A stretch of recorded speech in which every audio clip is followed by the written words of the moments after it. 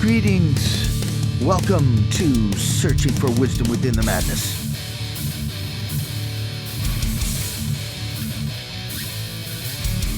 My name is Darren Bodecker, and I will be your wacky guide on this wild ride through madness.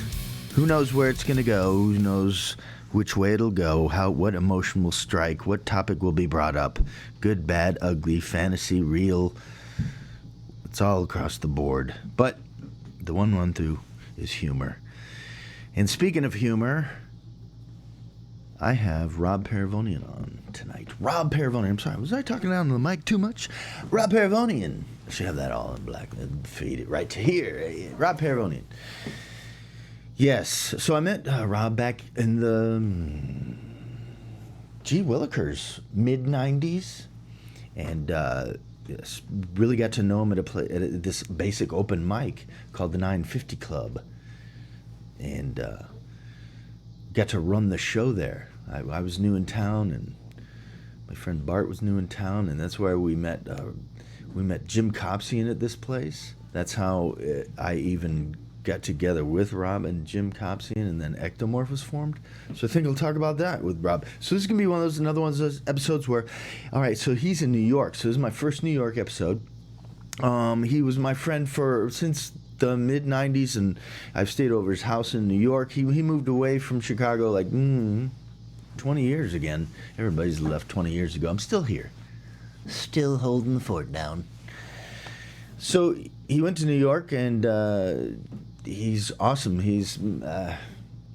Yes, he has his own show on Tuesday nights and music, and that's what he is. He's musical, and he's happy, and he's a fun-loving fella. And only once have I ever seen him angry. Only once. So maybe we'll talk about that. Say, hey, Rob, whoa, you're on. What's up, Darren? I know. Oh, man. Look at you. It's the era of Zoom audio, and I can't even listen to some news shows anymore because of the crosstalk and the, if you're a talking head on the news in 2020, you gotta buy a decent microphone and get a wired connection to your, to the internet. Otherwise, don't go on national television. Right. No, that's why I got a nice mic with the noise canceling headphones, so I can. Yeah, it sounds good. I was just watching some of the show with Obadiah. Oh, nice. Yeah. What a grab, huh? Yeah, man. How weird was that? I hadn't seen that dude in quite a while. It was like a fluke, dude. I was like, who's gonna be my first person? There were a couple of people. I got ghosted by somebody and the whole thing, and so then. Just on a whim, he sent, on Facebook, he sent a picture of his daughter learning how to do the moonwalk with skates on, right? Okay. So I saw that picture from his thing, and I was like, Obadiah, why wouldn't you start this whole thing with probably one of the nicest guys, like, genuine nice dude. Yeah. Yeah. And those years we were at the Improv, I mean, we'd do 10 shows a week, and you'd see him every other week, so you think about it, we spent every night of the week together, like half of the month.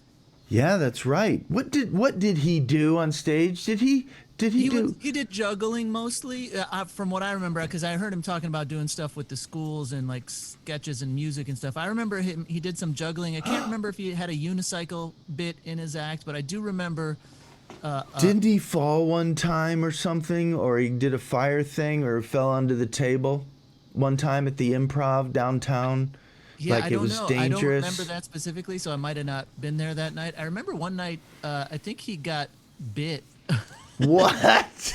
Because he would do this bit where, like, he would have an assistant come up and do, as an audience volunteer. Right. And, yeah, he would. And it would be like, do a kiss on the cheek, and then at the last second he would turn, and it would be like a sweet. I mean, he's a sweet, innocent guy. That's right. He would steal a kiss, kind of. It was just he wouldn't kiss them, but he would pretend like he was stealing. But yeah, so it was probably a later show on Friday or Saturday, and the woman, because he actually, like, the inside of his lip was bleeding a little bit.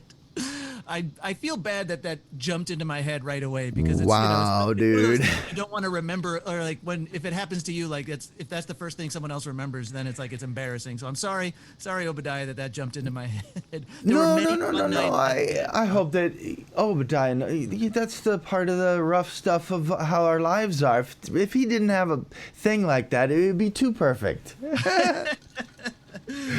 Yeah. Come on, we got to have one thing or something. Right. Well, and especially as comedians, we remember when things go wrong more than we Sure. remember all the Oh, shows yeah. when things went right.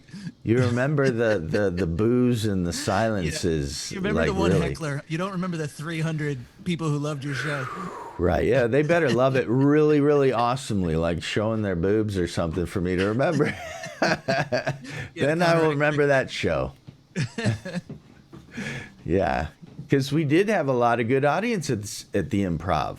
Yeah, that place would be packed on Friday and Saturday nights. Like, they would overload it, right? Like, it had room for, what is it, 450 people maybe, and they'd pack it to 600?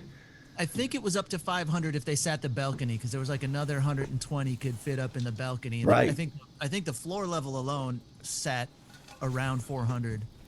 I was talking... Chicago, 400, sat around 400. Sat around 400. I mean, we saw some really good shows there, didn't we? Yeah. Like, who are some of the big people that we saw there coming through? I remember seeing Larry Miller there. Oh, right. He's I didn't right. I didn't work that week with him, but I remember because we were regulars, we could go. So I Yep. just went and, like, watched his show like 2 different times. Yeah. That was one I was really excited to see. Or like, who started out there? We saw Craig Robinson there, didn't we? Oh yeah. He would even do like the pool hall, the Q Club, which changed names a bunch of times, like the elevated shows. Right. Over there, I remember seeing him there. Mm-hmm. Isn't that TJ Miller was a Chicago guy? I think he started a little bit after me because I moved to New York in '96. So there are a few people that started in Chicago and went on to some pretty good success. Oh, that definitely. A little bit after my. But my, the ones that we were around were definitely like Craig Robinson and all. I mean, by the way, it's good to see you. What's that? It's good, great to see you, man. I like the black suit and the striped tie. It's Sure. It's classy with a little sort of goth goth Tim Burton flair. Yeah, and it's just it's eye catching, I guess. Yeah, and you're still in Chicago, right? I am. Awesome. So just going back to what you're saying with the club, I just the talk before you yesterday, I talked with Steve Seagren. Oh yeah, cool. Yeah, and he was one of those guys who I saw at the Improv, and he was like, as soon as his set was over, I was like, he's a star in my mind. So he's got that kind of high place in my head. Yeah, he was so he was so funny, but he was such a pro that he was always like he just always did well. He was so likable and so funny and so just so skilled. I think I saw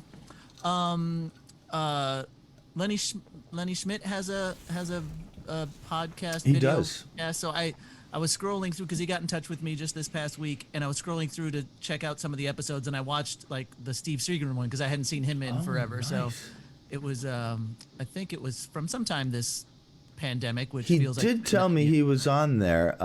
What do you remember the gist of what they were talking about? Were they talking about deep subjects, or was it very surface, or was it comedy? It was comedy, and I confess I don't think I watched the whole thing. I watched about 20 minutes or 25 minutes of it, and so some catching up. But yeah, so you just talked with him just yesterday? Yeah. Awesome. Day before yesterday. Before. Yeah, and he was one of those guys that was also really funny off stage as well. Like Yes. I think you and I are more quiet off stage. I definitely am. I'm not Mr. Outgoing off stage, but he's as funny off stage as he is on. All right, so what I'd like you to do, since you have seen his show, I would like you to, I'm going to be putting his show out and coming up in a couple of days. Okay. So if you would take just 20 minutes, take the first 20 minutes of the show, and then give me a review. You can give it to me in private. We don't have to, publicize what you're thinking. But just tell me, like, is my show, I don't know, just see the two and then just give me like a little, that's your homework assignment. Because I think, I'm not gonna try and bias it. Just watch it and then sort of just give it a critical eye and see what you do and what you don't about, and then balance that with the other, and then see what formula you come up with, and then give me a number. Excellent. Beautiful minded up. Yep, beautiful Big mind. formula on the wall. Yeah, give me something pretty. Make it into a song, and then just play me a review. Right. You're the one guy that could do that. You could write a song where you were watching one and then using their joke, and then the other. You could write that bit. But I'm not. Do not write that bit. I do not want to be responsible for you wasting your time for 20. Believe more it or than not, 20 I have some minutes. time on my hands right now. Yeah, right. This is like therapy. Yes. Now, what I'd like you to do, Rob. Here's your writing assignment. Yeah, well, I haven't been writing much comedy lately. It's just I haven't been inspired or motivated, like the last few months. There's nothing funny. You're not just all hilarious at everything that Trump's doing. Like, oh man, it's so funny. Yeah, it's a and then laughing at the virus. Yeah, that's so funny. And then looking at the economy, nobody's got money and can go to any clubs. It's the funniest. These are the funny times. Yeah, 2020, the year of comedy. That was the year comedy was at its greatest. It was worldwide. It's the worst. It is the complete opposite of the year of comedy right now. We should be getting on here going, really, Rob, there's just really nothing funny anymore, man. I don't know what to talk to you about because everything's What are you going to do now? I don't know what I'm going to do now. Well, I'm barely surviving, man. I can't even wake myself up in the morning. Is it grad school? Yeah. Is that where I got to go next? What's a lawyer? My days are blending, or just new lines on our faces, and what's happening? Man. Good times. Good times. All right. So I do want to reminisce a little bit with you because I haven't spoke to you in a long time. Like, when's the last time we've spoken?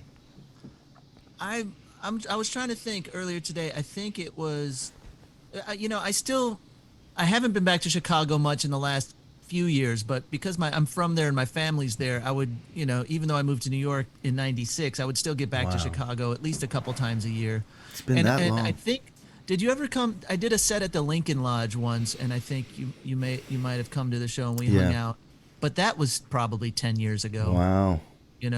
Really out of sight, out of mind kind of thing.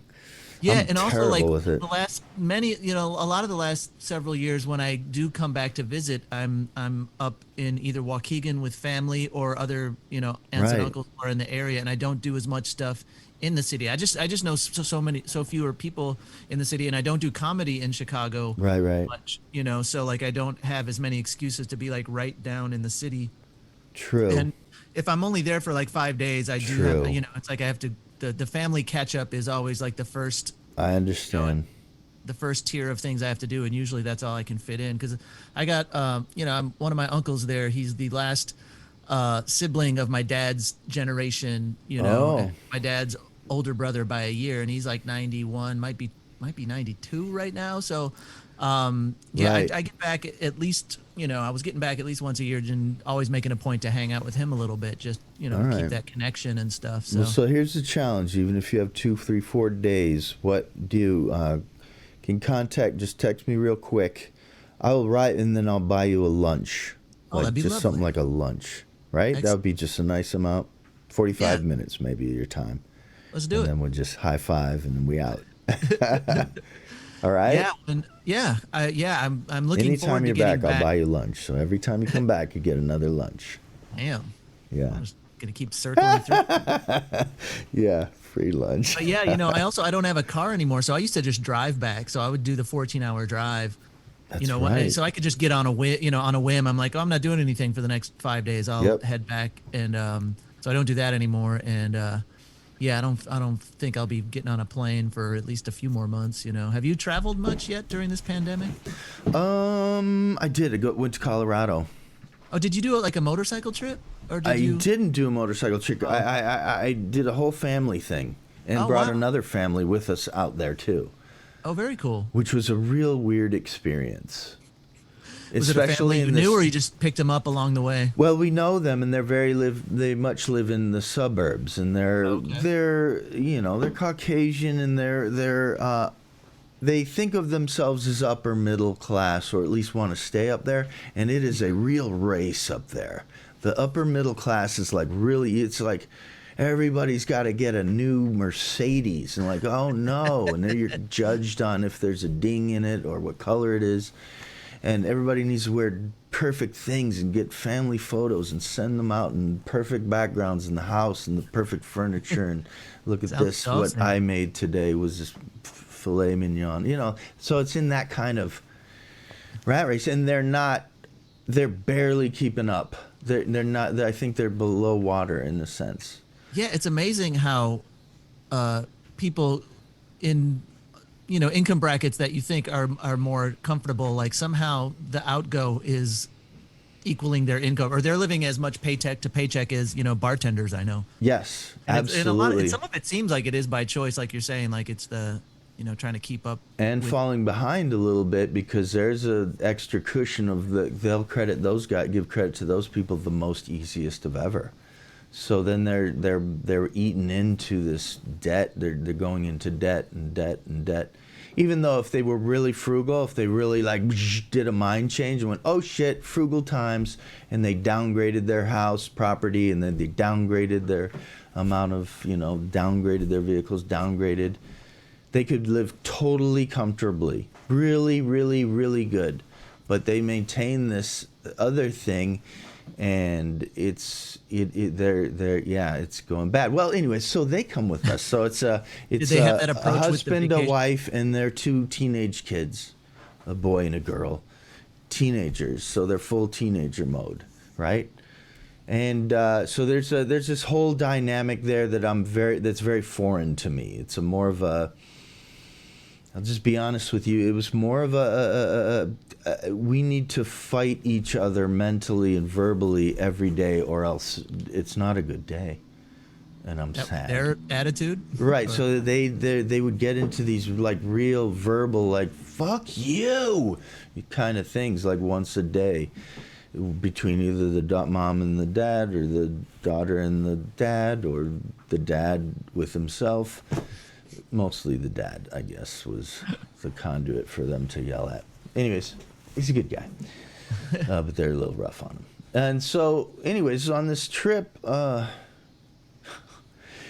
we went to Breckenridge. Oh, yeah? And the whole city there is very, let's say they listen to the scientists, and they go a step further, going, why not just keep your mask on while you're in the whole town here, no matter where you're going. If you're jogging, put a mask on. If you're doing whatever you're doing, put a mask on. Yeah. Just have your mask. So anyways, I guess in the northern suburbs, they do get a lot of Fox and stuff, Fox and Friends. They're very friendly people they get advice from. And then these friendly people, I guess, after a day there, it was like, I'm being oppressed. And if I put this thing on and I take 2 more breaths, I will fall down and have cardiac arrest, because it's so burdensome to breathe. I have conditions. Anyways. Oh, man. I remember saying before we even left, I said, look, we're going to wear a mask. We're going to be good tourists. Well, that fell apart in Breckenridge at just a basic little convenience store on the, on the strip that we're walking on. And so I went in the store, and I'm going around. I'm looking for stuff. And then as I'm going in the store, the teenage daughter of the lady that we came with, she was just walking out without her mask on. All right, and she had a weird look on her face, and she gets on the phone. I don't know what's going on. So I pretend I don't know her, and I start mulling around the place, and I'm getting little things. I have to spend $5, so I'm like, I don't know what to get. So, anyways, all of a sudden, I'm at the counter paying for my stuff, and then the lady at the counter has to yell over my shoulder and go, "Hey, you! I told you can't come in here." without a mask because the daughter came in. But what the daughter did was she called her mom, which was up the street, and she came down. So the mom went in first with a mask on. And then the daughter comes following her with no mask on, and that's the point where I guess the lady starts yelling, "Hey, I told you," the girl she sent out, because she sent her out just as I was walking in. I didn't catch that part. But she kicked her out, and that's why she was on the phone. Mom. So anyways, the mom then goes ballistic. "She's got a condition. We could sue you. You can't do this to people in wheelchairs. It's not right. What are you? She could die." You know, that whole thing. And then I was like, "It's not my policy, ma'am. This is city ordinance. This is government. You cannot be in here. You can't. This is not right. We're going to sue you. You choose your battles, young lady. You're going to get sued." And she's yelling, and I am at the counter. And I'm froze like a deer in freaking headlights. I'm like, "Oh, shit, I know what is going on. I am not going to look at it. Don't look back. Do not look back." How long into the trip was this? This was like just mid. We'd gotten there. It kind of things were building up, but this was the height. Yeah. I was stunned. I knew if I looked back, she might have said, "Hey, right, Darren," or something. "Oh, no, I'm not in. I just want a Gatorade." All I wanted was a Pepsi. Yeah, that's it. Some Pepsi and some Slim Jims. I'm not even with them guys. So anyways, it goes on for longer than it should. Yeah. She knows smart people, but god dang it, what? Like, come on. Anyways, deer in headlights, standing there, just didn't know what. He's so long that, you know, for me, I'm just like, what do I do? Turn around, run? Do I make a distraction? I don't know. Should I yell at him? Yell them too to get out, or should I? What, you know, like all things are going through my head, and then finally she leaves with the kid, and then I gotta act. I got to act to the now lady who does not know I'm with him, and to make sure that I'm like, "Wow, people, huh?" You know, and I'm like, "Whoa, what's that about?" You know, like I'm being like, really, how that I was with him. Oh, man. And then I think I actually bought something really expensive maybe to make her feel good. Then give her a tip. "Here's your tip. There's $10. Yeah." And then I'm out of here. People. That's basically what these people. That's what I said. What's with these people that I absolutely don't know and have never seen before? Yeah, it turned from a joyful ride to like, oh no.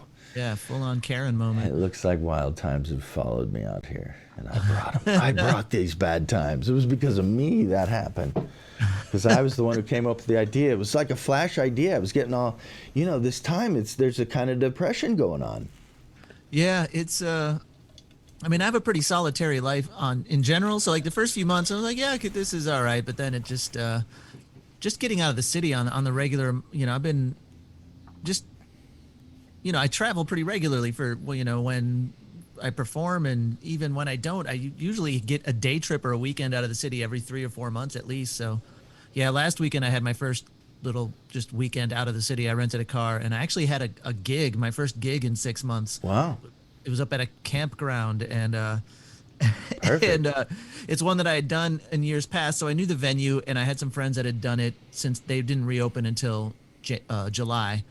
And so I got in touch with some other people that had done it, and they said it, you know, they were really strict about masks, and the capacity was, you know, way lower and whatnot. So I decided to give it a try. I live alone. I don't interact with anyone that's on a high risk thing. So for me, it was like a thing. All right, I'll accept whatever, you know, this risk is.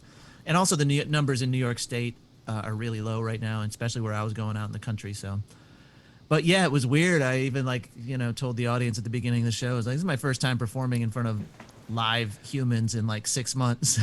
I might be a little rusty. Yeah, right. Everybody's kind of starting out over again. Yeah, but there I did. Is a rush I that you rented get. a car, and I left the day early, and I stayed a day. Yeah, I went to a couple other places. I went up to Lake Placid, and I went to another spot, and just got out of the city, drove around in the mountains for a couple of days, and it really was much needed. Yes. Totally needed. Yeah. So, oh, that's great, man. Did you guys have like? Do you guys take your own vehicles, or do you like rent an Yeah. RV or something? Or So we okay. started out. Now here's where it really started. We had a fairly decent, like a Honda Pilot kind of truck that we were all going to take out all at once, just to take one vehicle. And got about a block, and then both the daughter and the mom, or the mom specifically, goes, "I got to call an audible here. Yeah. It's too cramped. I can't. We got ADD back here, and it's Yeah. gonna They get just real weren't into boring." 18 more hours of Yeah, that. either I drive or we got to take two cars. And so I was like, I'm taking two cars because I'm letting nobody else drive me out to Colorado. I just trust my long distance driving a lot better than anybody Yeah. else. So I want to be in charge of my own life. Right.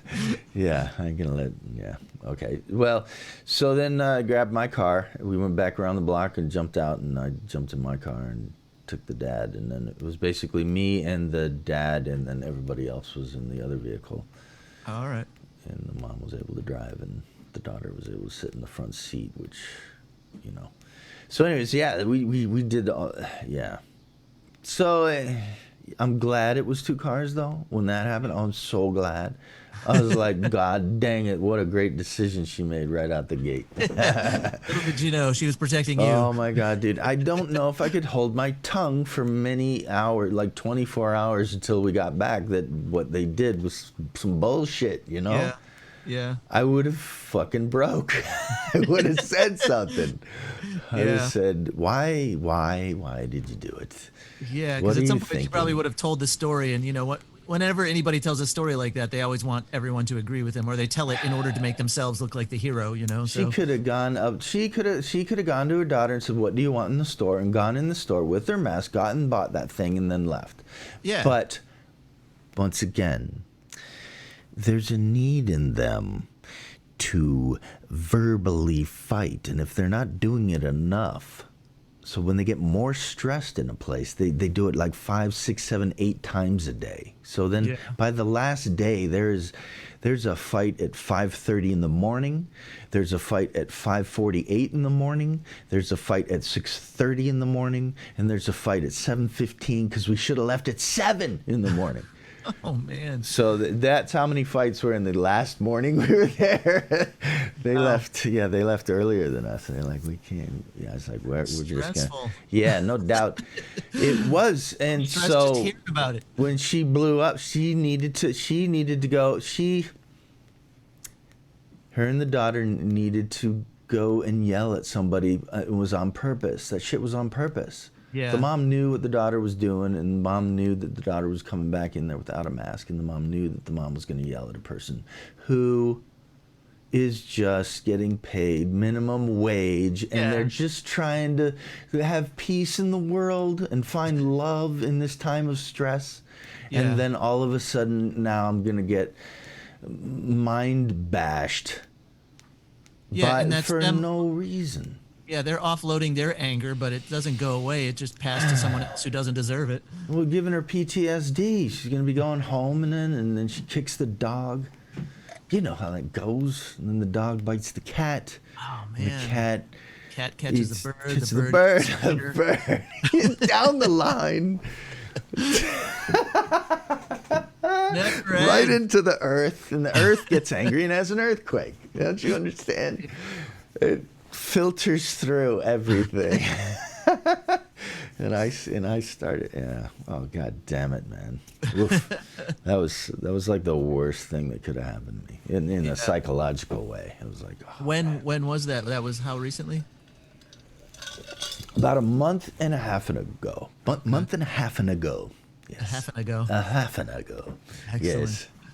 Oh, cool, like midsummer, prime, Yeah. Yeah. prime mountain time. So it was getting Not that, as like really noticing that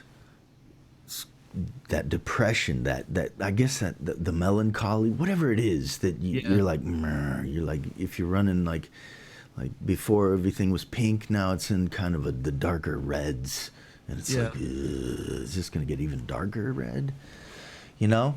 And so because at first, Netflix, you're watching all these movies, you're YouTube, Pornhub, you're getting everything. And then suddenly, at some point, you gotta lift your head up and go, what the fuck, man? One day's blending into another day, blending into my patterns are getting set, and I'm not really moving and changing, and or at least living. Yeah. Because I need different, and I'm doing the same, and then you get comfortable with that, and then you start not working out as much or whatever you're doing. Yeah, like that inertia that still, just starts to set in. Yeah, and then you're feeling it, and then so then you're hearing stuff all over the place. Like suicides are up. So what basically prompted it was a suicide of a guy that was famous because he was a Twitch streamer. Oh, yeah? Yeah, his name was Wreckful. And he started out in World of Warcraft. That's where he got famous for. Uh-huh. He was the guy who invented having people send money to PayPal instead of running through the Twitch. So he was able to get... So Twitch people saw him as a real innovator that got how to get rich through this without having to rely on Twitch. You could have your own, PayPal thing, and that was a revelation, I guess. Well, anyways, he was a depressed dude. His brother committed suicide when he was a little kid in those formative years before he was 7 years old, so he really absorbed it. Damn, how old was the brother? Like in his 20s. It was one of those ones where you have an older brother, but he's definitely there, but he's older. He's in a whole other part of life. Yeah, and so then he was there, and then the shock of that through the family, feeling the weight of the depression, so it kind of soaked into him, and then, I don't know the specifics, but, it's usually loneliness, reaching out to a girl, or somebody saying, the internet comments, they're really pretty toxic, and if you choose to soak them in and believe them, because that dark part of your brain goes, why don't we just get out of here? All right, why don't I just start believing every single bad thing everybody's saying to me, and I'll soak it in. And once you start doing that, you're fucked. Yeah. That's why I think it's one of those situations where you literally have to change your mind on purpose. Instead of going, I hate myself, you go, I love myself. And just, even if you don't, you still say it, and you just act it, fake smile it through. Well, yeah. Also, we do that, that negative filter. Like we were talking with the heckler. You remember the heckler. You don't remember the people who love the show. Like I think there's some natural thing, and it's probably just evolutionary because that's how we spot threats. So you remember the threat, and you don't remember all the days everything went right, but you remember the thing that endangered you. Yeah. So, yeah, it's sometimes we have to. I got to make a concerted effort to either at least just recognize it and know that that's what's happening in order to Right. And somehow tell yourself to not believe it, even though it's hard to just not, Well, what my life hack was to do a radical change of scenery. Let's go see the mountains. Actually, my first idea was I would just want to drive the car and go all the way to San Francisco, and I want to see the mist ocean air and go to Haight-Ashbury, and even though everybody's wearing a mask and whatever, I'd still just want to go there. Yeah. But I compromised it out when we went to Colorado, and stayed there for a time. Cool. Yeah, we stayed in this crazy. Once again, I'm going out with people who think of themselves as upper class and who aren't, and they had a budget, but I guess the mom and the two kids were in the one car at one point, and they just made a hardcore decision to get basically a $400 a night condo in Brecken, in Breckenridge, right? So I mean, because we said we're only in for we were thinking about doing $95 was our budget, so we're gonna kick in $100 a month or a night. So, anyways, we lived in this choice place. That you're barely at, by the way, because you're always going out and looking at things. Yeah, did you guys do hiking, or was there? Oh yeah. So what I did was I went online and I was looking at hiking trails that now that I knew that I had all these people coming with me, I was like, all right, let's go for the easy ones. But in my heart, I wanted to do something I don't know, aggressive. Yeah. If I'm gonna do it and we're gonna go to mountains and let's do something aggressive. So I picked this aggressive, out of the way place called the Devil's I was just gonna say, Causeway. it either probably had devils or hells in it somewhere. It's called the Devil's Causeway. And so on this hike, it's part of a 10-mile hike, by the way. You go straight up to this basic mountain. You go about 1,200 feet up, and which is a bitch. And wild thing that I didn't even know was going to happen, while we're going through the trees part, mosquitoes like nobody's business, like professional mosquitoes, professional drug thieves or blood thieves. Steroided up mosquito. Like so dainty with the landings and so pinpoint with the injection, you wouldn't even know they're there. Don't even worry about it. Oh man. You'll only feel the itch like 5 minutes later, and you'll be itching. So anyways, they're very aggressive. So for a lot of the hike, getting just stung all over. Did not think to bring such a thing as bug spray. I didn't even have suntan lotion. This is how out of my mind I was.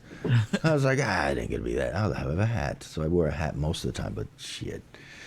Anyways, so it turns out that all the girls wanted to do something else, and it was just me, all the three guys. So me, the dad, and his oldest son, who's 15, who actually has a heart condition, which I didn't know that was. But anyways, so we go up this crazy thing for about 2.5 miles, hiking like just up, and every step up is like 10 steps. You know what I mean? Like one step, like, oh man, it's so stressful after a time because it's so much intense and the air is getting thinner and it's getting colder and it's just, I can't catch my breath, So anyways, we got up there.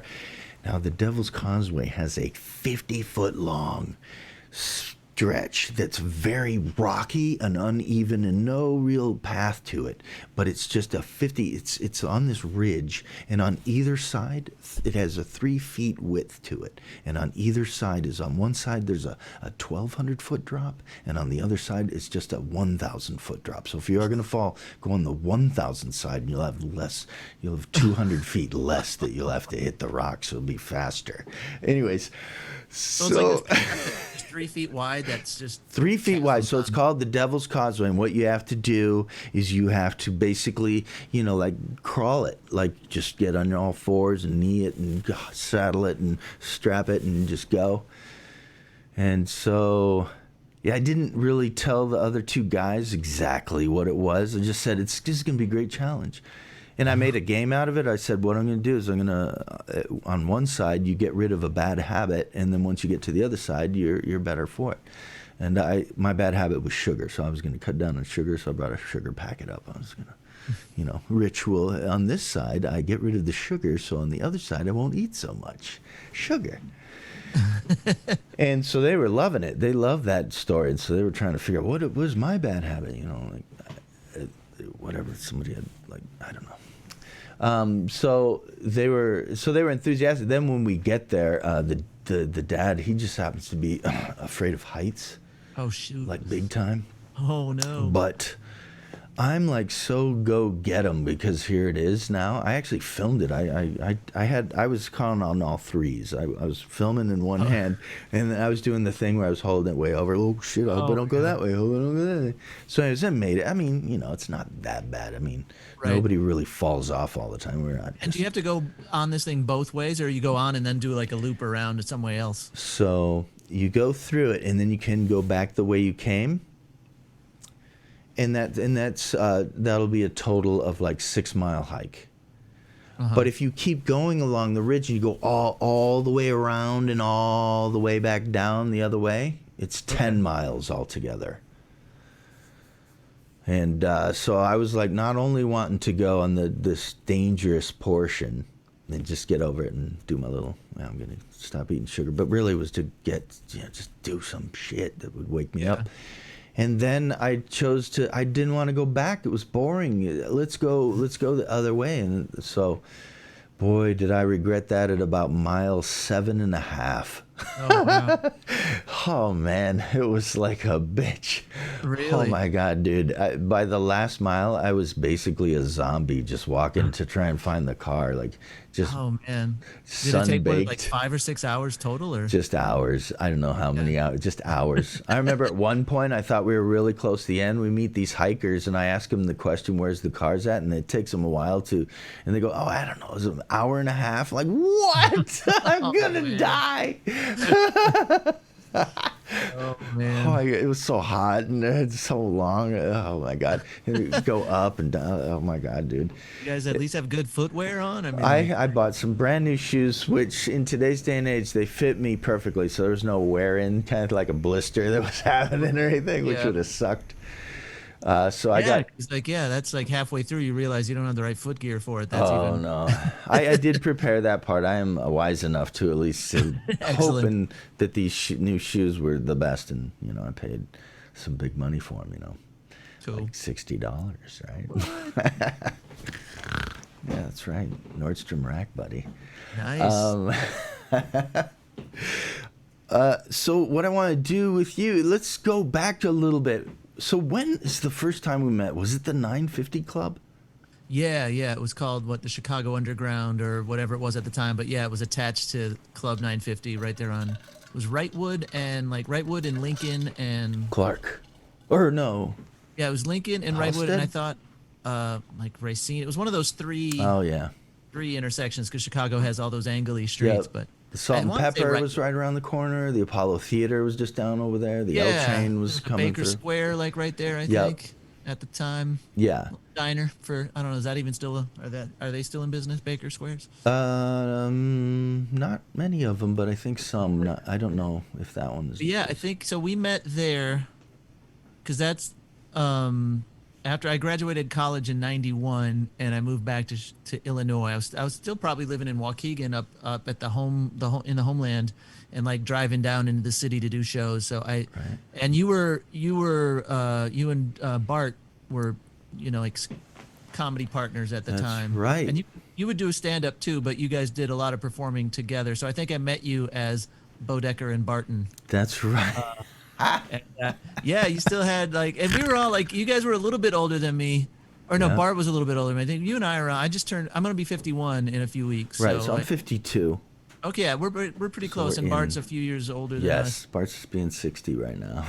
Oh, that's right. His birthday's Tomorrow. the same day as my sister, and so it's tomorrow. Yeah, okay. Ah. But yeah, so I met you guys together at that club, and yeah, because that was like the first place I worked regularly. Because once I started emceeing there, and I do Friday and Saturdays and stuff, and I also met Jim Copsey in there, who became the third year Right. Ectomorph. You were But that's there at the also, yeah, I origin met so story. many. That's where I met a lot of Chicago comics, and that's where I think.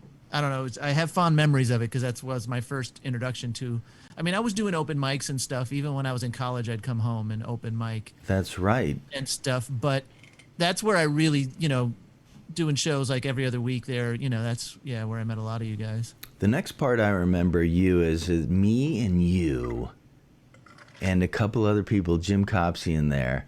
We were writing for a cable television access show, doing like once a week. We were going to try and write a show to Oh, yeah. perform. And so we were in like Jim Copsey's basement. Yeah, yeah. And I think he garden moved. apartment. He moved in the midst of it, and he went to his mom's house. He went and lived there. So we were in his mom's basement for a couple times. Remember that? We were in like two different basements. I remember. I remember doing a writing meeting in a garden apartment, and I can't remember if that was which one that was, but It yeah, I was do remember. Jim's, yeah, Jim somehow. Yeah, we were at his place. Yeah, that was early on, so that had to be 92 or 93. Yeah, and we were there. We thought we could pull it off because we would have had the opportunity. It was a bitch writing though. There was me, you, Jim. Who else was there? Bart was not there. Was it maybe Mike Preston? Was he involved, or did I? I don't know if I met him yet. No, I don't think so. Was it? Didn't Jim have that friend Dean who was like the tech guy for a long time? Yeah, Was Dean Was he around? a writer or was I don't remember. Maybe he was gonna be like a tech guy or Oh, something. okay. Yeah, maybe that's true. Yeah, that's on the edge of that's a very fuzzy memory to me, right? Like No, it's like I on the get edge of you. remembering, you know? That's where I'm. That's how far back though. That's one of Yeah. my first ones because I know you were there. Just to follow that story a little further, is that was it was in those times we had been meeting and meeting and meeting and meeting and writing, but the writing wasn't like we were like, oh, there's great ideas and we were writing like crazy. It was very clunky. It was like, is that bit gonna be good? No, so we do this, and so it was Yeah. very. We weren't gelling. It wasn't all that, and so it was kind of flittering apart as we weren't getting further. Because like we get to realize, I think at some point was like, if we're gonna put one of these up each week, and it's taken us 3 months, and we haven't finished Yeah. 1/2 hour, Yeah. we're gonna never get this thing started week to week. And I'm remembering like it was like we were pitching ideas to each other, but it was still like, yeah, they weren't formed. I remember at one point there was like a puppet, like some puppet jokes, or like were they even like Yep. paper bag puppets or Yep. sock puppets? Yep. Because then a few years later we had that we got together and wrote that other we were going to try to write that sketch show with, and I think Deborah Downing and you and me, and I think R. O'Donnell was involved. Remember, because we even like Wasn't Susan Messing there? yes. And wasn't it at the time? I remember I came in a little bit late, and it was you guys were like all like looking weird, and I was like, "What happened?" And then it was the Oklahoma City bombing happened. Oh shit. That would have been that year. Yeah, that was 95, wasn't it? Yeah, 94? I remember Yeah. walking in, and everybody. Bart was the first one. Oh man, whoa! I was like, "What? What?" Oh, And then wow. the bombing, and then I'm like, "What? Well, how big could it be?" Wow. And then yeah, that was. I think I don't know how much writing we did. I think we did do some writing actually that day, but boy, that stunned us in the beginning, or everybody Yeah. was stunned. Yeah, for that, but I do remember for that project, we did end up getting like a half hour's worth of, because there were some people that were annoyance. Yeah, it was like Susan Messing and another guy, and Beth, who had been on SNL for a year. Remember her? I think she was an annoyance person also. Yeah. Matt Yeah, I don't remember Besser. that about- Matt Besser was in like the first or second meeting. I remember Oh, yeah. Matt Besser being in. I think he was in the first meeting, Oh, really? and all right. So here's where I see the Matt Besser genius. Like I've always seen Matt Besser's like, what makes him so special? But it was in the moment that we were in that writing meeting that Matt Besser was coming up with ideas or embellishing on ideas that people were having, and those things that he was talking about were like National Lampoon level, like, whoa, those are some big ideas. I wouldn't even think of it like that or like that, and wow, that's funny as shit. And whoa, and it was just like coming like, Yeah. like whatever, like Yngwie Malmsteen playing the guitar, yeah, whatever, it's whatever. and wow, it was like I was disappointed that he didn't come back, because I really wanted to know if he could do that 2 times in a row. Did he just get lightning lucky? Was he just high on mushrooms, and then next time he's like nothing? Or is he that good, like a genius every fucking time? So there was always that kind of he's always kind of intimidated me in a way. Yeah. Like even to this day, like I texted him something like within a year ago that was kind of personal and about a paragraph long, trying to go through our past and where we had touched base with each other, because I did do some stuff with him and things. And but he never acknowledged me. But then 2 weeks ago, all of a sudden I get a friend. He replies to my friend request from like when I did that over a year ago, and so Oh, yeah. recently he just, and I don't know, maybe he just did it blindly. But Yeah. sometimes when you get those things, like, oh, he loves me. It's me that he loves. I'm the only one. When he was going click, click, click, click, click, click, click, click, click, click, click, click, click. Okay, I gotta go to bed. Yeah. I got love. It was him. He's the originator of the princesses. Forget that. It's beautiful. Well, I remember him because he did stand up when I first met him. He was more doing stand up, and he actually was the guy. So he booked me at whatever the Club 950 was called, because I think he was helping. Was the owner proprietor guy? His name was Kevin, wasn't it? I don't remember any of the business part. I just Yeah. So, but Bart he was knows. because I did an open mic there. So it was. I remember it was. I was working, a day job up in Waukegan, and because I had a band at the time, and that was my main like creative pursuit. And as that was sort of dying, and I did comedy in college and stuff, and so as the band was sort of fizzling, I'm like, oh, I got to get back doing comedy or anything. I'm not, data entry is not my calling, which is what I was doing at my day job. Is it fizzling because it's not as successful as it should be, and people are drifting and not feeling the passion they once had, or is it fizzling? I don't know. Is it a personality thing? Is it because of just like, I don't see this going anywhere? It was, well, yeah, we weren't making much progress. We were the three of us that were the main trio of the band. We're still good friends now. It was level of commitment from everybody, because to me it was, we would go through like phases where we wouldn't even rehearse for a month, and one of the guys worked nights, and so anytime we got offered a gig that wasn't on a Saturday, he'd have to put in for a vacation day. And I was getting very frustrated, because for me it was like band over everything. So I had a crappy job and a crappy car and everything. I was living in my dad's basement in order to like make the band work. And I was kind of, as we got to the point, and I remember when I talked to the guitar player, the other main songwriter in the band, when we decided we were going to like sort of call it quits, or at least, go on indefinite hiatus, we sort of had it was a funny moment there when we realized we had no gigs to cancel or anything. Wow. So we had no one to tell. Like, it was like we were the last to realize we weren't a band anymore. The world told you to break up, and you just finally got the message, but you thought of it yourself. But the great thing is, I mean, they still do music. I'm still like good friends, and we collaborate every now and again. So it wasn't like an acrimonious anything. It was just this point, and we were young. One guy was in law school, one guy had just sort of started dating the woman he ended up marrying, and so he was getting really serious about that. So Me like it. It was it just, people had different priorities, and but I was really angst ridden as it was not working out, because that was like my, that was where I was putting all my energy. Right, and that's the dream, right? The dream would be that I would be talking to a guy right now, and you would be, we're from Soundgarden, or something like that. Yeah, You're I'd be like, reminiscing about my, when I went solo after 3 platinum albums with the band. Right, exactly. So if you had your dream, you'd have that back. You're at least in Mr. Bungle, and you're doing gigs every once in a while, whatever. Something that you could say that you do, but you are the one and only Rob Paravonian. The one and only, with a band name Rob Paravonian. Yeah, do the Bon Jovi No, that wouldn't work really. It's too many.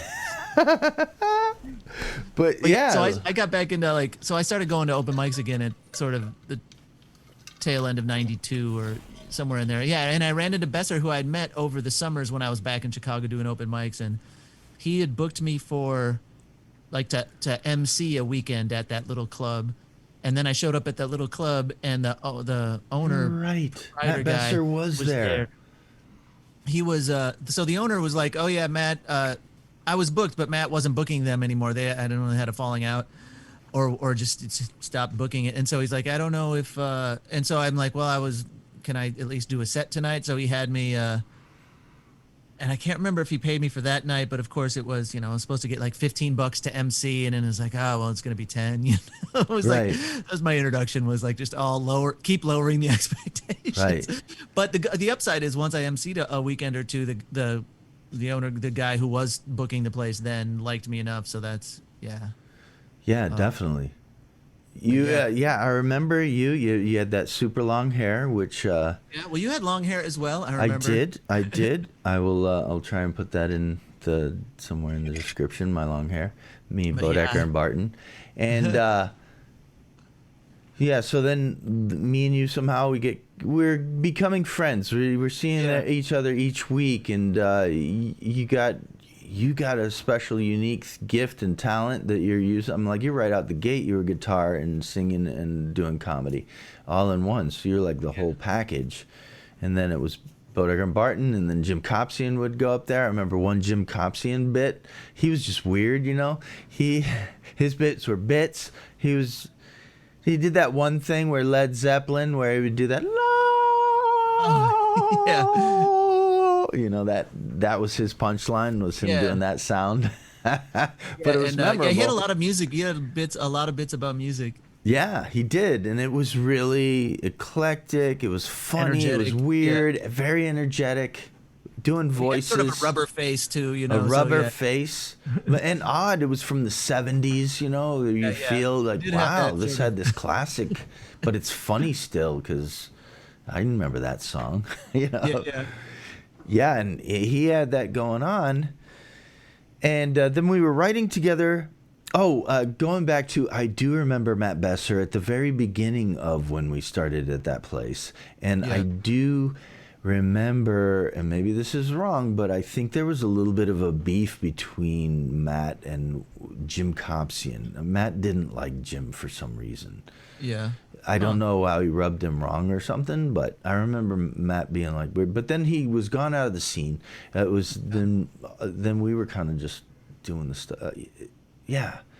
So I can still picture that whole little room too. Yeah.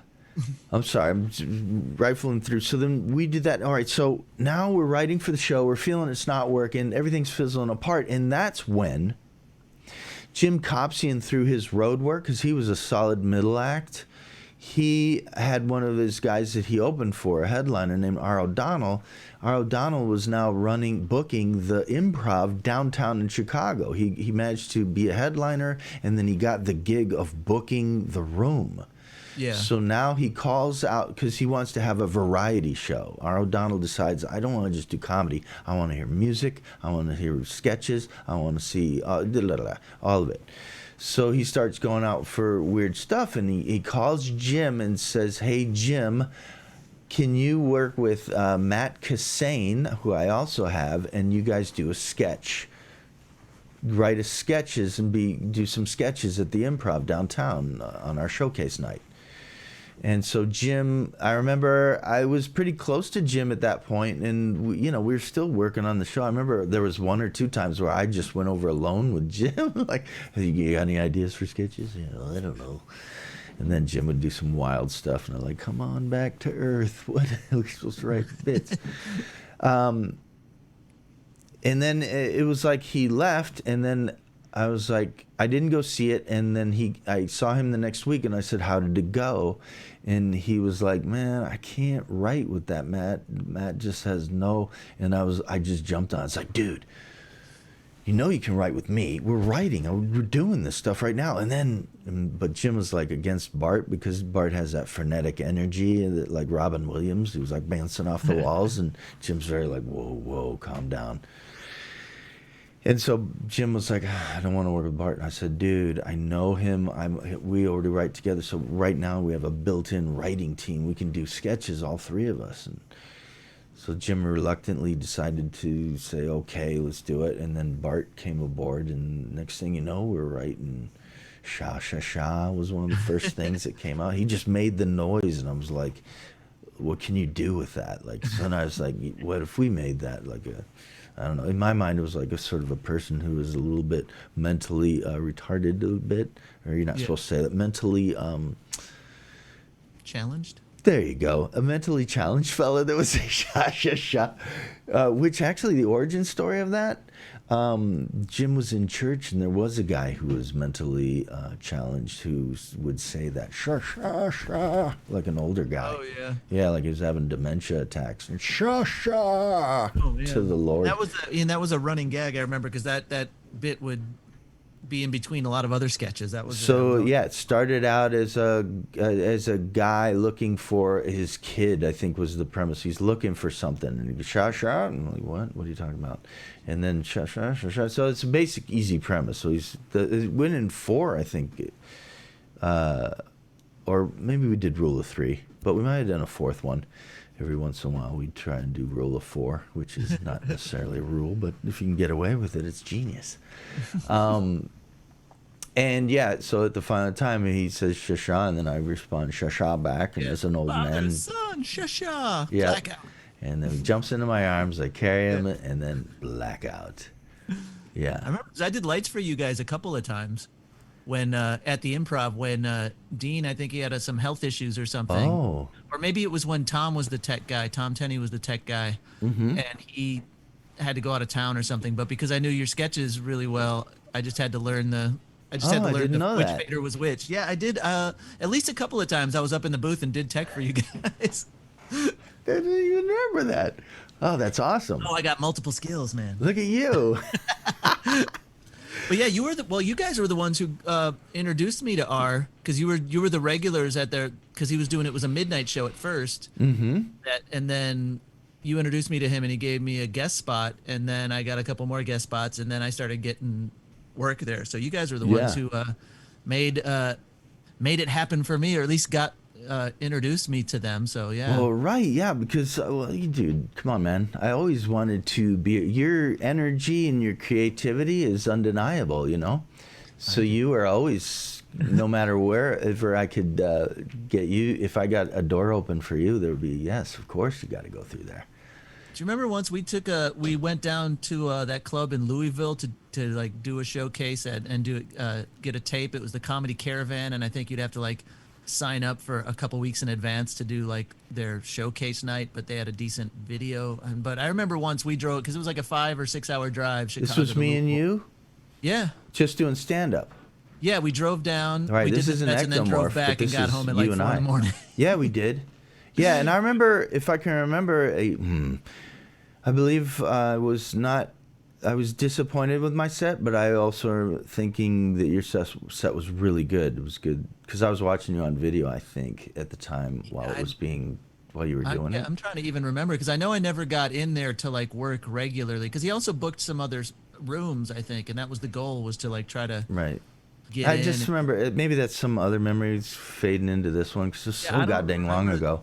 But yeah, we did. We have a history, you and me.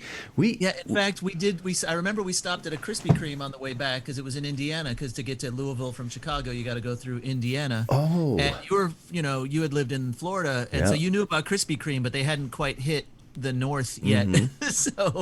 So I remember stopping at one, and because I remember we went by one, and you were very excited because you saw the sign lit up, and you're like, we gotta stop at Krispy Kreme. I'm like, what? It's like, it's donuts. I'm like, we have donuts in Chicago. Yeah, right. I did not know. I was naive. It's a whole other. Should call it a different word than a donut, like basically a sugar bomb. It's a sugar bomb with cream. Don't you want to go get to sugar bombs? So how is the sugar thing going that you said you were gonna? Good. I've fallen back a little bit, but now with this conversation, I am reminded of what the promise I made to myself. So you're reminded of the ritual. At least from this moment, for the next couple of days, I will be very back on track. Excellent. So that's why I like doing these too, because it helps me out remember the things that I should be remembering. But we have a more deeper relationship than that, and I hope you don't mind me. I can edit this out if you don't want to talk about any about it. But yours. I'm sorry to drop it like this, but it was intense. This is how intense it is for me. That's what it is. Was the wake? Oh yeah. I never went to one of those before. Yeah, I remember you drove up for my dad's. Wasn't it was the wake at the funeral. Yeah, I remember that. Yeah, and you I was very touched that you did. You hung out with me a little bit more than normal, at least in my mind. It felt like we were you know what I mean? No, I was very touched that you came up from Chicago for that, and I do remember you saying like you had never been to one before too, so I could tell you were like sort of not nervous, but it's never fun to go to one, so it's and it but was, because my dad died pretty suddenly. That was January of '95. So yeah, but I do remember you coming up, and I did. I honestly did not want. I'm not in just. Not that death is scary. Well, death is scary, but I'm not in. I'm very I don't watch horror movies or anything. So just the whole thing is like, Yeah. And but we were good enough friends that I thought not that we were best friends, but we were close to what those levels were. Yeah. And I remember that I felt emotionally compelled to go up. Yeah. And I believe it felt for me that it was worth to go up and do, because it felt very, I don't know, the word noble is a wrong word, but you know what I'm talking about. That kind of, it just felt like this is a good thing to do in life. This is Yeah. what life's about. This is these moments. These are Like why being people there are for here. somebody. Highs and lows. We go. We do. We see. And Yeah. because Well, we and were. it's one of those things where like just being there and showing up for somebody is a really important thing, Mm-hmm. just yeah, it's not about like saying anything or it really is just showing up. It like literally that's what it's helpful to do that for when people are grieving like that. Mm-hmm. And it was, yeah, no, I remember it was I very much appreciated that you came up to that. I And was very glad that you were too, because always in the back of your head, like, why are you? But I think I had an invitation. I think I let you know or something that yeah. was definitely gonna happen. I just, yeah, that was. And it's pre-internet, so it's not like today you just put an announcement on Facebook and everybody knows No, right, immediately. It's the kind of thing that you have to hear from like either like friends call friends or like, oh, did you hear like Rob's right. dad died, or stuff like that. It's not like instant all of a sudden broadcast, so it's Were you know we the it's only ones, you and I? Maybe this is just my illusion, but about the same age. Like we were in this. There was no other comedy friends that were there. Like Bart didn't show up. It wasn't like a bunch of other guys from the scene showed up from the '90s. Besser wasn't there. Was that true or? right.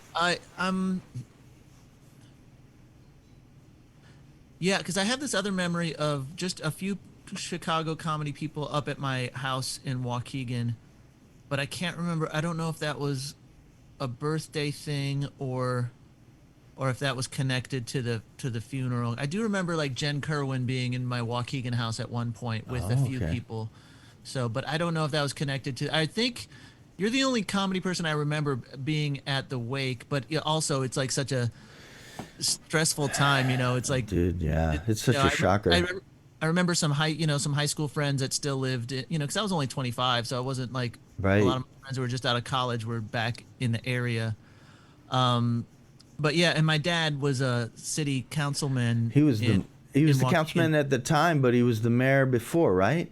He was well, he wasn't any either at the time, but he had been a councilman most of my growing up, and then he did one term as Waukegan mayor, which Waukegan's a city of about Dude, that's the 80, ninety record books, thousand, so bro. it's not a tiny town. It's like but yeah, so he had like there were lots of people there. You liked like lots of political friends and lots of like Yeah, he it was was there important. was just a wash of just so many people there. So like I remember at one Right. point at the funeral parlor, like sort of hiding and like not hiding, but being more in the kitchen with a few of my high school friends, and you might have been there with us, just Mm-hmm. like just because it was all like, oh, that's the political, not that just there were just a Right. lot of people there for that my dad's friends from that world that wasn't my world. Exactly. We knew him in a. Oh, I didn't even know him, so that's what made it.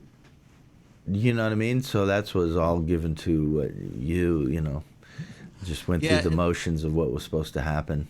Got in the line. Passed by. So Oh that's right, what yeah, you you got to do. signed the I book. didn't want to opt out and be, like, make it weird. Right. Just follow the protocol. This one's for Rob. Let's do what everybody's doing. Yeah, it's You like, yeah, know. your first time if you ever go, like if you're not Catholic and you go to the Catholic church and you see what everyone's doing, you kind of Yeah. just try to fall in line. Yes. Yes. Yeah. That was totally my first. I think I dressed up. I tried to. Yep. Tried to pay attention. Yeah. Well, yeah, and the wakes are not, they're more informal. There's not like you don't sit down and that's not where the service is. So it really is. It's almost like Right.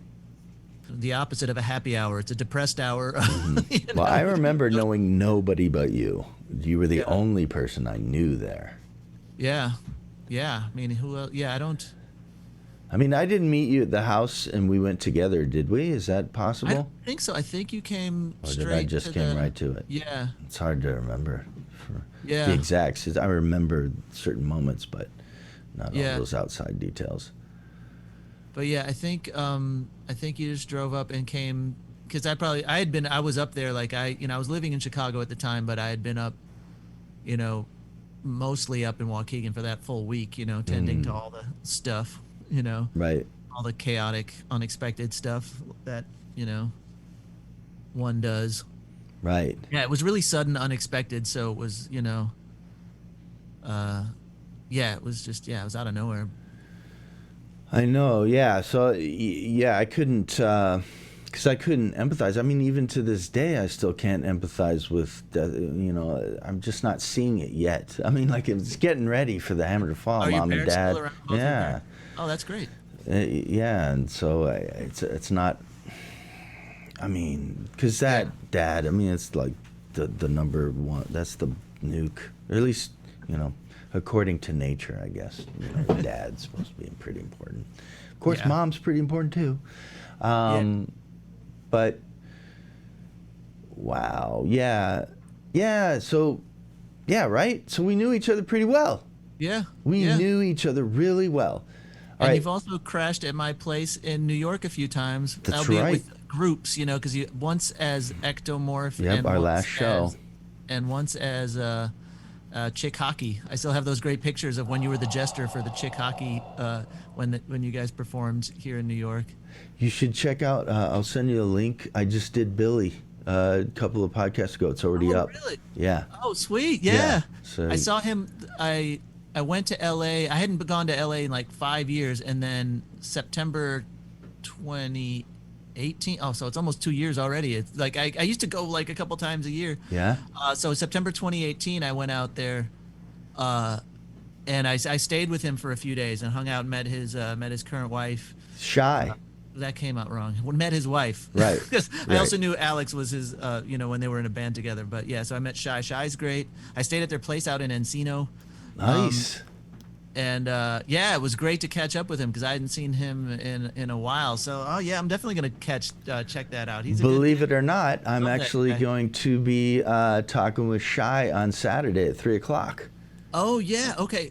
Because I stayed with them like right after she got diagnosed and before she did anything. So it was I mean, I told them, it's like, if you need your space, and like, but they were cool. And like, I think Billy just says like, oh, no, I know Rob really well. So, but yeah, and her mom was staying with them because Wow. the mom had come out. So, Mm-hmm.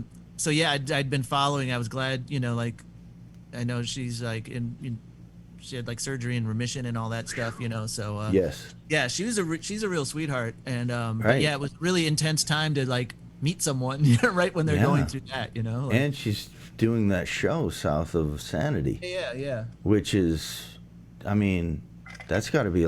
She's writing, producing, the whole deal. Yeah. Jeez, man.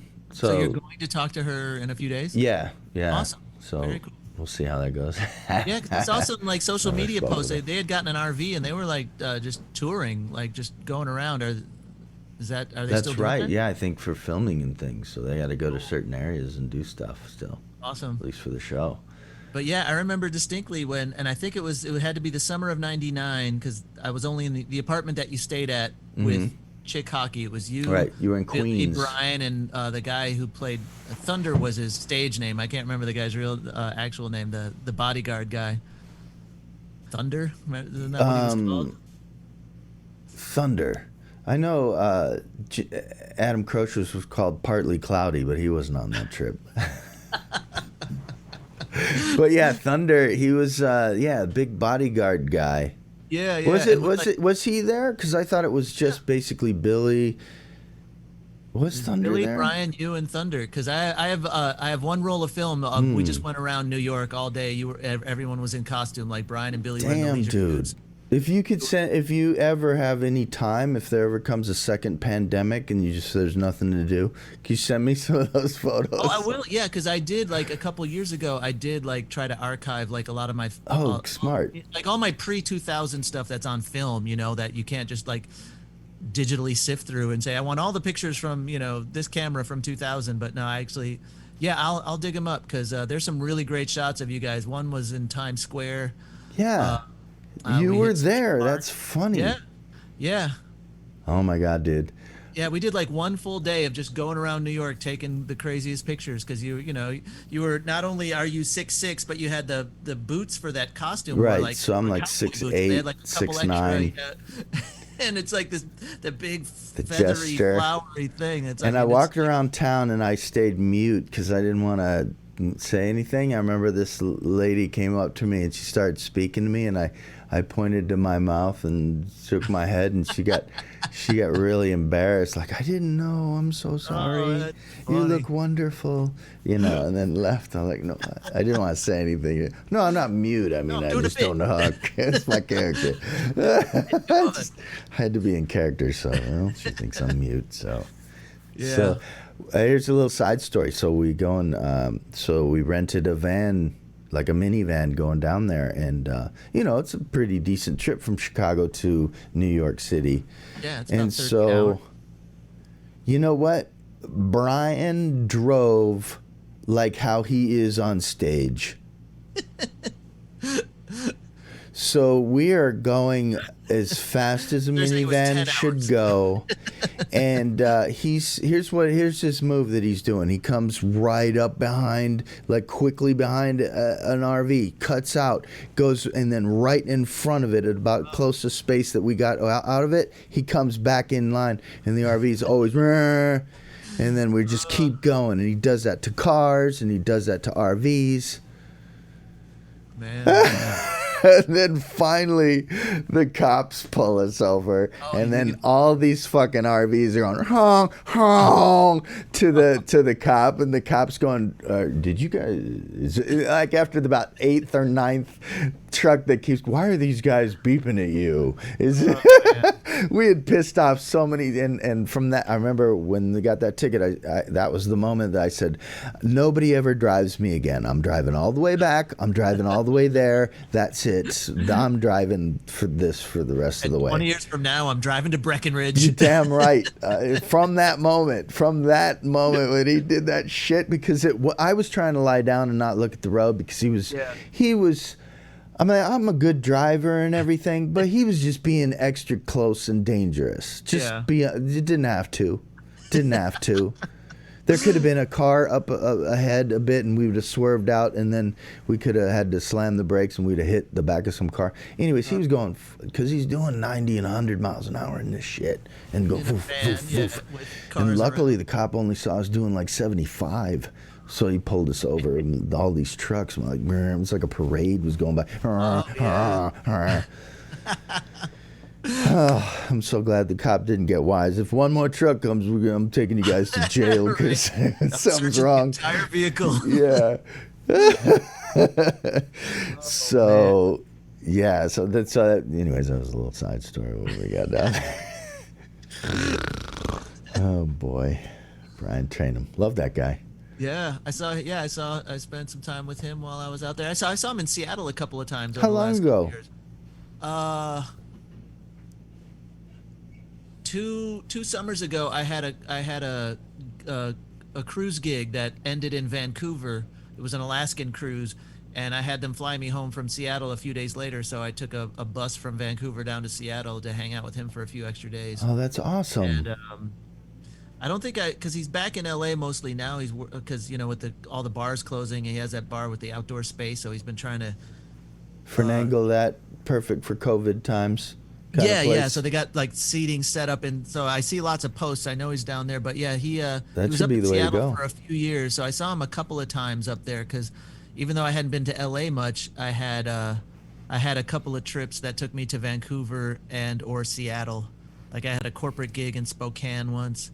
And then I had this other gig that I did with Mike Siegel up in British Columbia. And then I had this cruise gig that dropped me off in Vancouver. And like I said, I asked if they could fly me home from Seattle a few days later so I could kick around. So, I'd actually been able to see that cat a few times in various locations. Yeah. So it's kind of one of my side goals is to get in contact with him and actually try and do this with him. Oh, okay. I wonder if he'd be game because I have a mythology built up around him now.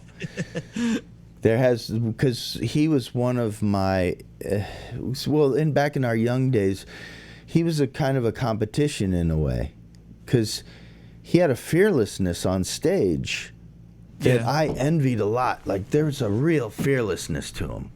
He would do things that were beyond my bounds. Like I tried to be fearless, but I wasn't like him. And where it really shone was he decided to branch out and do the poetry nights. Yeah. And then he'd get up and do the poetry night, and he would kill. Yeah, I do like that spoken word, and sometimes the spoken word with the bands too. He would just kill because he had that vibe of confidence on stage, and he'd talk about some wild shit, and he would sell it like an MFer in his voice, and it was like he didn't care. So you either come along and like clap at him, or he's just gonna steamroll through, and which he did. Even when he did bomb, he would be even more outrageous. Yeah, he did bomb, but. I remember he did it, and then I was like, I'm going to do it next week. So I wrote something. It took a week, and I wrote something. It was about, I saw this lady get hit by a car, so I decided to make a poem out of it. Anyways, I'm sorry. That's where poetry goes. You got to go dark, don't you? I don't know. I'm doing comedy. Poetry night, I just thought was the opposite way. Comedy's laughing. Poetry, we got to get everybody crying here. So we're gonna talk about some blood. Anyways, yeah, it was a situation where I was walking across the street with my girlfriend, and then all of a sudden, as we're going to the Taco Burrito Palace #1, we hear brakes and then a big thud, and a guy go, "No!" And I remember my girlfriend at the time. Her name was Heather. I looked really quick and saw an old lady sliding on the roadway in the fetal position. And then I quickly turned to my girlfriend just as she was about to look, and I covered her face and eyes, and I said, go in the taco burrito place and get me a burrito. There's nothing for you to see. Because she was one of those, she actually, just knowing it happened, and I had to take her home early, and she went and took a nap because it was so stressful. She just passed out. That's how stressful that was. But anyways, I couldn't do anything. It was already, by the time the guy got out, and it was just the pool of blood. I remember seeing that, and somebody had a big blanket, and it was just done, and there was bread lying there, and half her shoe. And she was killed? So it was really fucked up in my mind, so I decided to write poetry and do it at a show so I could share that emotion with everybody. So I went into a bunch of description.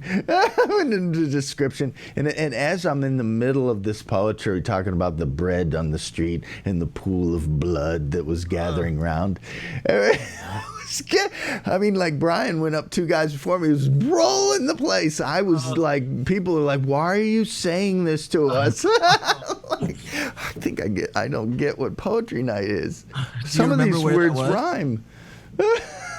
Spoken word, man. I'm trying to speak. Where was that? It was like in Wrigleyville, like in the hep part of town, like it wasn't the Green Mill or anything, but it was as close to that as it could be. It was very cliquey, and I was a new guy. And I decided to go in with Granny got hit by a car, and isn't she old enough to know better? That's my theme of the whole night. And boy, I barely got through to the end of that show because I was feeling like, oh my God, this isn't good, is it? And I remember after that I was like, God dang it, Brian Trainum is just better than me. I'm not going back to that place.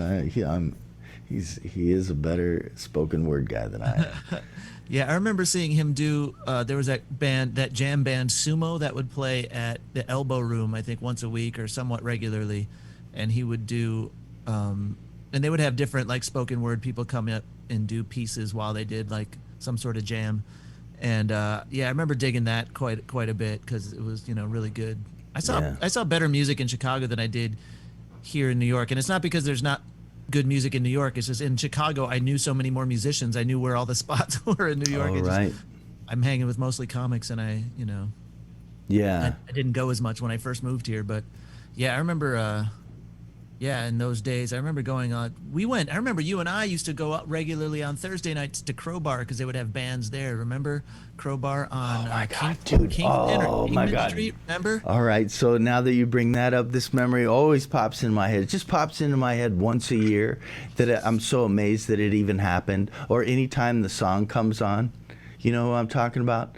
Oh, the Rage Against the Machine song? That's right. That we requested. And then we're like the only 2 guys on the dance floor just going fucking nuts.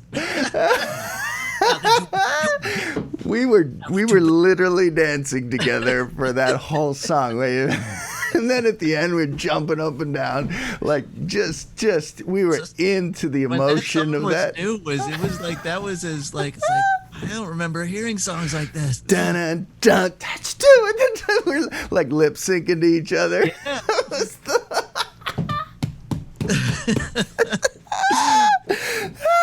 The whole song, everybody was standing right like these guys. And people are going, you think they're gay? No, they're a little too aggressive. I think they're metal guys. But they're dancing. I'm so confused. And we requested it. And it's a long song, too. It's like a 4-minute. Really slow. Oh, shit. That was great. Name that burn crosses. Oh man. So yeah, I remember that moment with you. I've never had another moment like that with another dude. I have an album from a band I saw there. There was a band called Juster that was like rap rock. That's right. You could get new bands, get turned on to new things. There was some really awesome shit, like sounds that were happening, and they would sell merchandise. Yeah, I remember. Well, Juster, they had a cassette with 4 of their songs on it, so like a cassette EP, and they just threw them out from the stage, and I had it. And I wore it out in my car, and their album finally came out, so I'm like, finally I could buy the actual album. But oh man, yeah, and I remember even because one of the nights they played, there wasn't much of a crowd because like Crowbar was more of a weekend dance club, so on Thursday nights, when the bands were there, it wasn't always that crowded. Right, that's how we were able to request that song and get the guy to play it.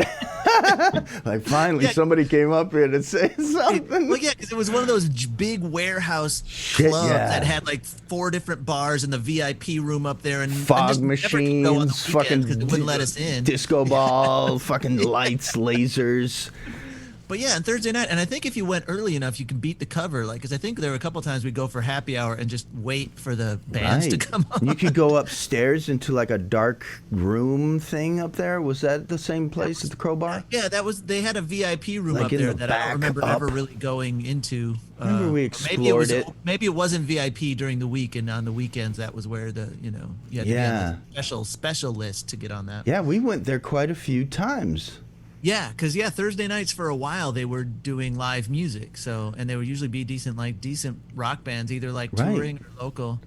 I bet right now I think they probably still play that same song in that place, but naked ladies are dancing to it right now.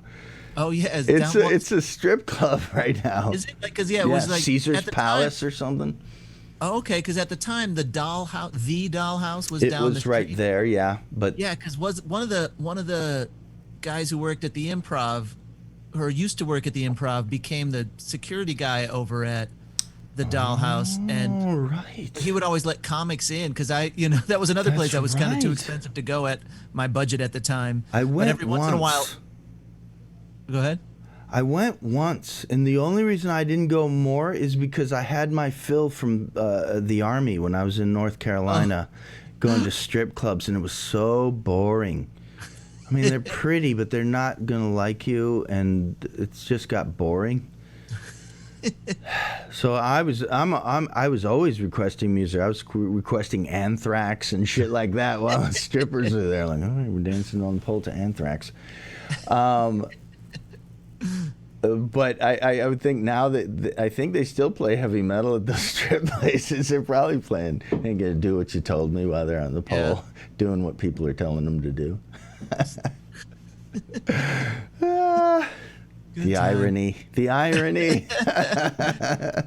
Yeah, that was and then another club moved down to that same area. The Exit that used to be on Wells moved down to that. Yeah, we went to Neo. We were going to all kinds of different clubs. Yeah, and they were like the gothier club. They weren't like the dancey dance clubs. They were like Chicago had those sort of goth clubs where everyone wore the black Chicago cop jackets. Remember those were like really popular. Yes. All the goths and punks wore the Chicago cop jackets. I actually still have one in my closet. I bought it at the alley. I bet there's no way that's happening now. There's no way that is a trend still living. Yeah. It's the opposite of that. Yeah. Jeez. Times they have changed, but yeah, those were. Oh man, yeah. So we have a lot of side history, like bumping in and doing creative things and hanging out and traveling to places. 90s, and then not as much in the last while because we are in different cities. Right. We have. So what I try and do is I try and keep this to 90 minutes because I can go on forever with you on this. Okay. And so we're coming up on right at the 90-minute mark. Okay. And I would it be all right if could we talk in the future and we could talk about the now? We could talk about other things that we've experienced. There's one thing that I wanted to bring up, but I just didn't have time, and I would like to talk about a little longer than another 3 minutes or whatever. Yeah. Sure. So would that be cool? Was this okay for you? Was it everything fine? I know I'm very excited to talk to you. It's been very long, and this is a... Yeah, it's great to see you again. And I think, I'm gonna send. I think because I have those pictures digitized already, so I should just be able to email you an album from that trip to your trip to New York, or at least that day trip that we was all walking around Manhattan taking a bunch of pictures. I also have a very specific roll of film that you're on, and and I even wrote a blog post about it, because because remember rolls of film when like sometimes it'd be like 4 months worth of stuff on like 36 shots of film because it wasn't like today where you take a gajillion pictures of everything. So I have a roll of film because, correct me if I'm wrong, you got married in like July of 2001, right? Yeah, we got the 4th of July before September 11th. We just made it under the wire. Yeah, so I have a roll of film that has like 5 or 6 pictures from that because it was an outdoor thing at a park. Yeah. So I have like 5 or 6 pictures from your wedding, some pictures of smoldering ruins of 9/11 taken from like the Brooklyn East River bank, and then at the tail end of that, I had a friend get married in New York in late September 2001. Wait! You were there. You were in September 11th. You were in New York, yeah? Yeah. So I have a roll of film that starts with your wedding, has some pictures of 9/11, and then ends with another friend's wedding that happened in New York the next month. Oh, so it's like wedding, disaster, wedding on one roll of film. Oh, that's great. All right, so I wrote September 11th down. I want to talk to you about that. I'm always curious about different perceptions and stuff. Love it. And then also this right other here in things. This apartment, as a matter of fact. Oh, dude. Yeah. Oh, man. Okay, yeah, so there's a lot more to say.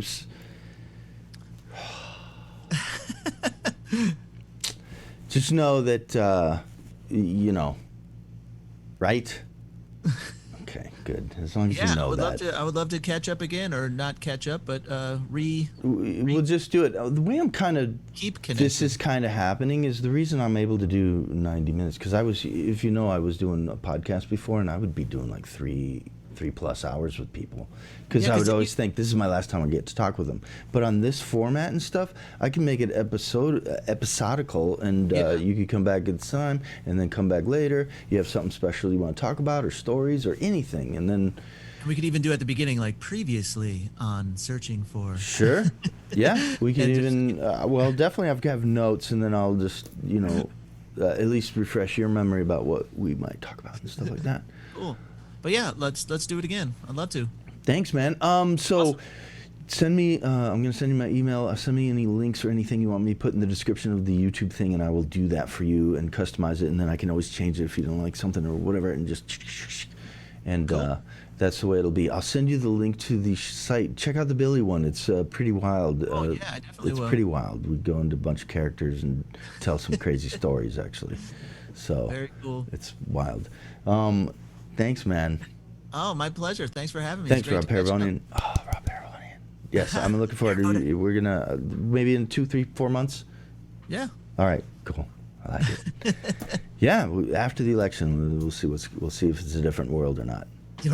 Or less. Right? Yeah. See if you're back to your long hair, and I've actually. Oh, man. Yeah. And I'm younger. Yay. All right. I'll see you later, Rob. Yeah, you can just turn it off, and then I'll close out the show with my loud music. All right. I try and one-shot these things. All right. Great to catch up with you, man. I'll talk to you soon. Thanks, buddy. Love you. Love you too, brother. Oh, man. All right. Well, that was Rob Paravonian. Yeah, I'm with Steve Seagren and with Rob. I'm a big fan because they're so talented and they're cool and easygoing, but also I don't want them to take me wrong, and that's my own whatever thinking. No, they're gonna hate me. They'll see my bald head and run for the hills. And that's my own thing, so I got to get over that. But anyways, that was Rob Paravonian. I like that guy. Oh, man. We got some good stuff to talk about. I didn't bring up some other stuff, but I will next time. Anyways, thanks for listening to Search for Wisdom Within the Madness. There was definitely a lot of madness, and there's some wisdom, I think, that was related, but I completely forgot about it because I'm still overwhelmed by the aura of Rob. And now we have to get back to the now. And so, back to the now. Thanks, everybody. Hit and then right? Come on.